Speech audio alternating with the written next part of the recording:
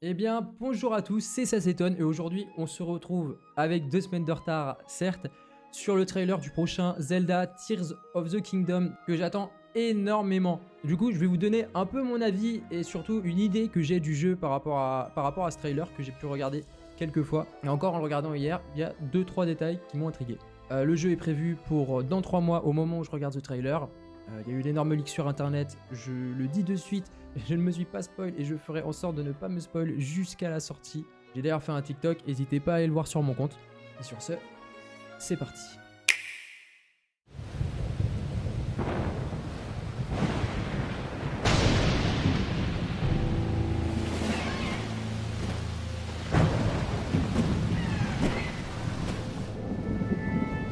Bon, déjà, on a bien compris que ça allait se passer dans les airs et surtout qu'on a des créatures, on va dire, volatiles maintenant. Ce qui va être super intéressant parce que ça va rajouter un peu de gameplay. Je pense que, si je me rappelle bien, les seules choses qu'on avait dans les airs, en tout cas au niveau des ennemis, c'était ceux qui étaient sur des plateformes volantes. Ou alors sinon, c'était des oiseaux. On avait aussi les sorciers qui pouvaient, qui faisaient un peu des pas de lune à la Sanji.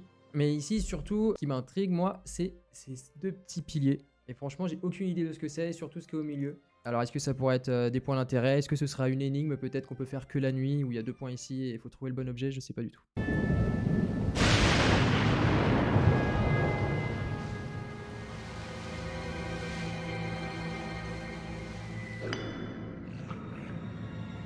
Bien évidemment, la question qui se pose le plus, c'est est-ce que ça va se passer sur la même map que Breath of the Wild? Je crois que oui, au vu de tous les trailers, mais la map, forcément, elle aura changé. Et je pense que...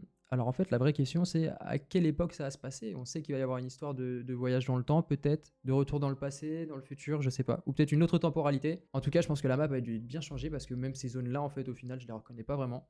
Et puis surtout, on a un peu cette sensation qu'il y a une armée qui se prépare. Montrez-vous, mes fidèles serviteurs. Là, ici, alors là, c'est... je suis désolé, mais ce dragon à 3 têtes, ça fait presque un peu Dark Souls. Avec de l'autre côté du fort, on reconnaît bien le fléau de Ganon. Le volcan, au fond, aussi, ce détail très stylé où bah, c'est pas de la lave, clairement, c'est du fléau dedans. Et c'est extrêmement stylé. Ça a complètement envahi les terres. Mettez le royaume à feu et à sang. Pareil, là, c'est le village de... Je vais l'écrire sur l'écran. On reconnaît quand même les hauteurs, tout ça. Alors, normalement, il y avait la maison de Link, là-bas. La grande question, c'est est-ce qu'on aura toujours notre maison? Est-ce que ça va prendre en compte aussi nos sauvegardes sur Breath of the Wild? Par exemple, si on a fait notre maison, tout ça, est-ce que ça va reconnaître sur la console? On va la récupérer. Franchement, ça serait super stylé qu'on puisse récupérer notre maison et tout l'équipement qu'on avait dedans et pouvoir encore plus l'améliorer. Je pense que ça serait vraiment un plus pour ceux qui ont bien joué au premier. Détruisez Hyrule, et quiconque se rallierait à sa cause. Ne laissez aucun survivant.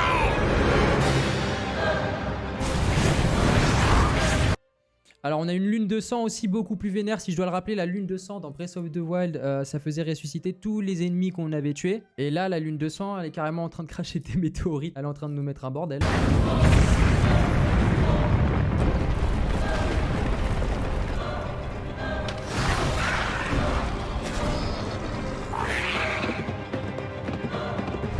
Et là on a pu voir juste avant la même animation que quand ils réapparaissent, bah, les ennemis justement pendant la lune de sang, on les voit réapparaître de la même manière, sauf que bah, là ils viennent de la lune de sang carrément.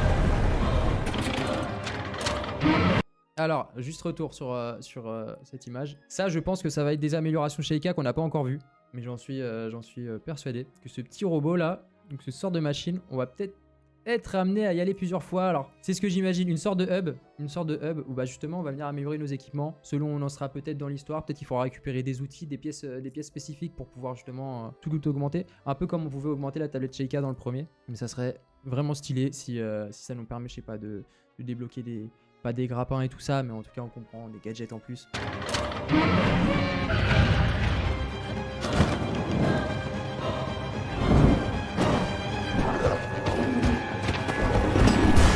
Des nouveaux ennemis qu'on attend avec impatience. On a vu aussi juste avant que il y avait une des créatures volatiles dont j'ai parlé qui était en train de transporter.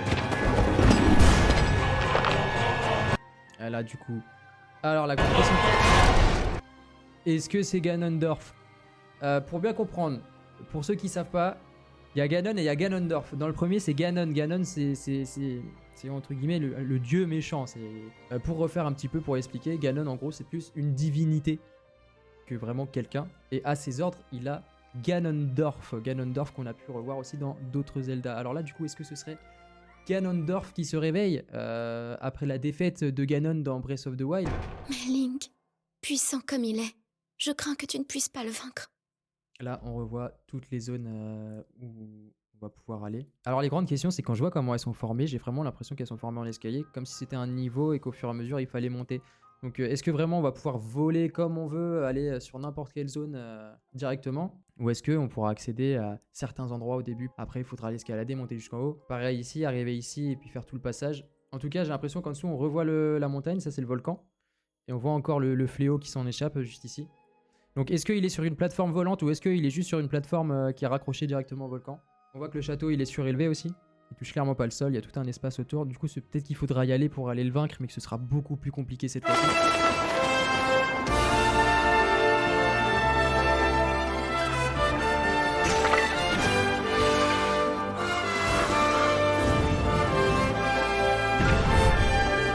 Là, on voit un nouveau petit gadget. C'est exactement de ça que je parlais, des gadgets comme ça. Donc là, c'est un canon à bombe.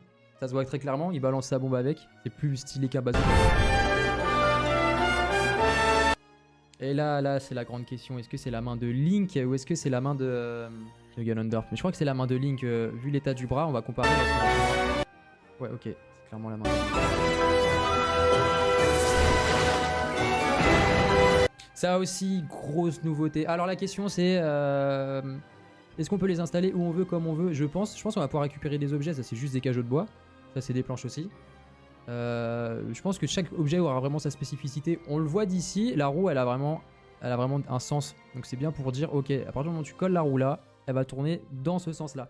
Et ça je pense que c'est des roues directionnelles. Et ça surtout je pense que c'est quelque chose qui va beaucoup nous aider. C'est peut-être l'origine de l'énergie Sheikah. Une sorte d'électricité ou alors en gros c'est ce qui va nous permettre d'activer je pense que c'est ce qui va nous permettre d'activer tous ces mécanismes, tout ce qu'on va trouver, et puis peut-être aussi le matériel qu'on va pouvoir améliorer au fur et à mesure du jeu. Carrément il y a même des petits phares dessous, mais on voit bien que tout est connecté, chaque zone est connectée. Là bah tiens pareil, là on voit qu'il y a encore ce sorte de petit trait là, un peu comme on avait juste avant. Donc peut-être que là il y a un petit mécanisme qui fait de la chaleur, pareil, faut en remettre. Là c'est encore la même chose, hein. On voit que tous les objets sont collés les uns aux autres grâce à ça. Donc je pense qu'il va vraiment y avoir cette idée de tu colles des objets aux autres et en fait c'est à toi-même de créer tes propres machines. Là on revoit une sorte de relais à moitié. Je sais pas du tout c'est quoi cet objet qui tombe, on le voit tomber. C'est le seul qu'on voit tomber comme ça. Là il y a du fléau.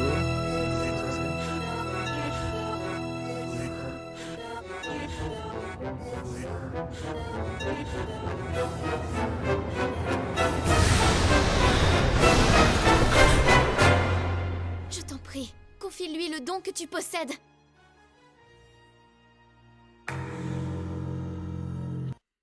Et voilà, c'est cette fameuse phrase moi qui m'a fait tiquer. Je t'en supplie, confie-lui le don que tu possèdes. Il y a plusieurs façons d'interpréter cette phrase. En fait, la vraie question c'est à qui elle parle quand elle dit ça. Si elle se parle à elle-même, est-ce que c'est peut-être le don qu'elle aurait peut-être que c'est une des parties de la Triforce, parce qu'on le rappelle, c'est souvent quelque chose qui revient dans les Zelda, il y a la Triforce. La Triforce, c'est la sagesse, la force et le courage. En général, dans les jeux, ça va souvent être Zelda qui va avoir un tiers de cette Triforce, donc qui va être la sagesse. Link va avoir justement le courage. Et puis Ganon ou Ganondorf, lui, va avoir la force. Du coup, la question c'est, est-ce que justement, si cette phrase, elle est du point de vue de Zelda qui se parle à elle-même, en disant peut-être qu'il faudrait que j'arrive à donner justement ma sagesse à Link pour qu'il soit plus puissant, ou est-ce qu'elle parle justement à Link, et là c'est toute une autre histoire, est-ce qu'elle parle à Link en disant il faut que tu donnes à Ganondorf ou à cet ennemi, si du coup on parle bien de lui, il faut que tu lui donnes ton courage, et là du coup ce serait donner les 2 tiers de la Triforce et beaucoup plus de puissance à Ganondorf. Est-ce qu'elle serait manipulée dans le jeu par Ganondorf pour que justement elle aille dans son sens, ou est-ce que justement elle veut donner sa sagesse à Link pour qu'il soit encore plus puissant? Et surtout à quelle époque se passe ce trailer, à quel moment par rapport à Breath of the Wild? Est-ce que c'est avant, est-ce que c'est après? Je pense qu'on a énormément de surprises qui nous attendent, il y a énormément de questions, et 3 mois c'est très long, ça fait beaucoup plus longtemps qu'on attend, mais plus on s'approche et plus le timing il est Il est dur à tenir. En tout cas, j'espère que cette vidéo vous a plu. Si vous aussi, vous avez des théories sur ce trailer, des théories sur le jeu qui arrive, bien évidemment, sans leak. En tout cas, encore une fois, merci à vous. N'hésitez pas à lâcher un like, à vous abonner. Et on se retrouve pour la prochaine.